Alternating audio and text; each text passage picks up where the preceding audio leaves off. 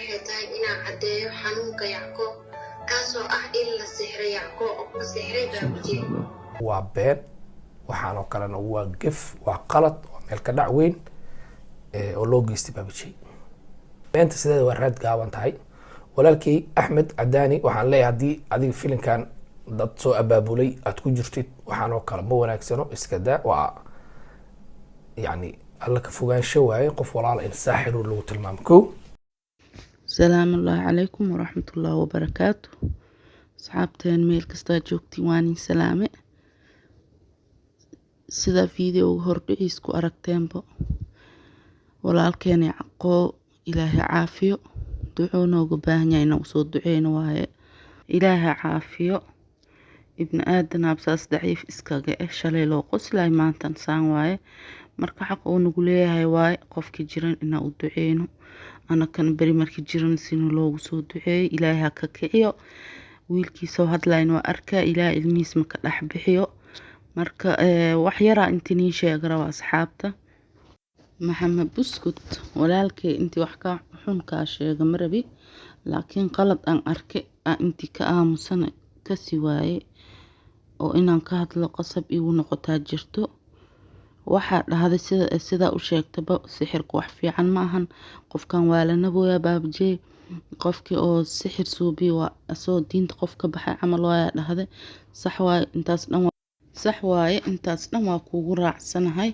laakiin tan aan kaaga soo horjeedaa waxay tahay wiil aan ogeen meel oo ku nool yahay ogeen ayaan hore iska haysatay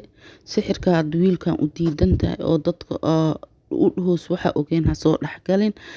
adigana isla sixirkan qof kale ku haysatay Kamaal Cabdul dhihayse naagtiis oo sixrada Salma la jeclayn hore u soo sixray adiga ku sheeg meesho dadku sixray ma joogtay waa ma marka inta ibn aadanka qaladkooda ma arkaan alle qaladka kale arkaan wiilkan qaladkiisa doo aragtay laakiin adikaaga ma arkin marka inaa ku tus aan rabe waana iigaga xumaanin just inaa ku tusaan rabe qofkii ibn aadankan waxa dhahda raali galay adiba raali galay wiilkaas waa ka qaldaneed marka waa kasay walaalkay adina xumaan ha iiga qaadanin marka asxaabtu waxa rabaa hadan inaan intuso videogi oo ku dhahay Kamaal asaas sixrada naagtiisa soo ila daawadahe maxan buskudna waxaan dhihi lahay hala gaarsi videogan cause intoo arkay ilaa og laakiin I hope intoo gaaro oo aan iiga xumaanin oo waan sabab u noqdo inuu raali galin ka soo bixi insha Allah ila arka marka videoga kale. Kamaal waa la isku raacay Kamaal waa sixroole gabadha maskiinta oo caruurta dhashay oo reer kale wuxuu ku haysto waa sixir wax uu hadda bilaabayna ma ahan waxaan la soconaa muddo hadda sanad iyo xoogaa ka hor gabadha la Salma la jeclay waxa uu ku sameeyay fila asxaabteyda waa kan ninka oo leh maanta